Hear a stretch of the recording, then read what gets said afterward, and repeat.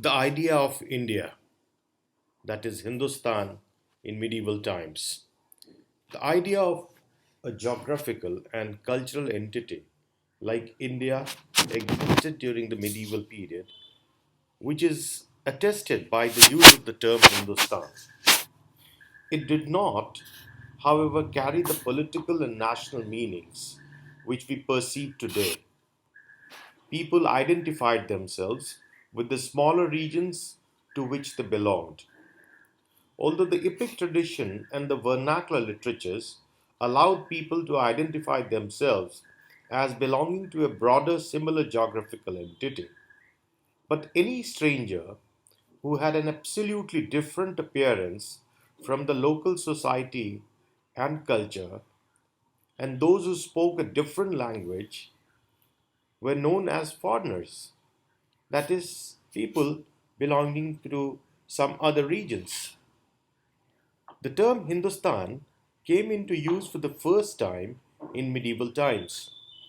The rulers in the Sultanate and the Mughal period called their Indian dominion centered around Delhi as Hindustani.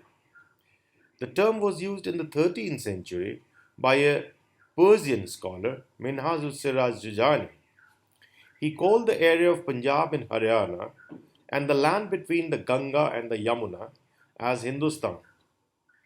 He used this term in a political sense in the sense that for lands that were part of the dominions of the Delhi. In the early 16th century, Babur used Hindustan to describe the geography, the fauna, and the culture of the inhabitants of the subcontinent.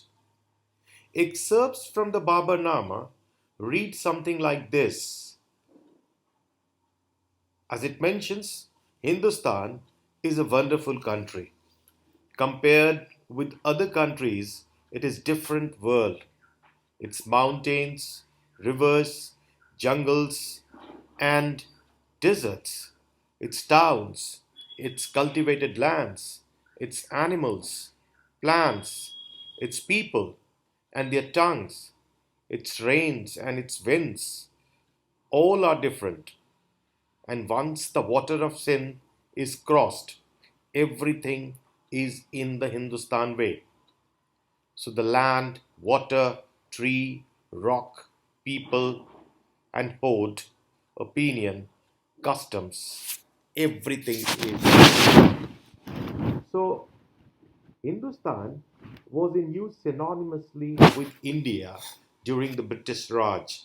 In the 19th century, the term as used in English referred to the northern regions of India between the Indus and the Brahmaputra and between the Himalayas and the Vindhyas in particular.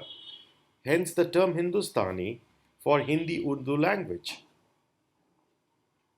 The Arabs and the Turks and also the Mongols, who frequently invaded the territories of the Indian subcontinent, were beyond doubt seen as foreigners. They were distinctively dressed and spoke a different, unfamiliar language that the people of the Indian subcontinents had never heard before. Their eating habits and methods of warfare were completely different. The period from the 8th to the early 16th century of the Indian history, that is why is identified with the rule of the Sultan of Delhi, who were ruthless as rulers. Their rule witnessed considerable political upheavals as the survival as the Sultan depended mainly on the booty they were able to generate through invasions.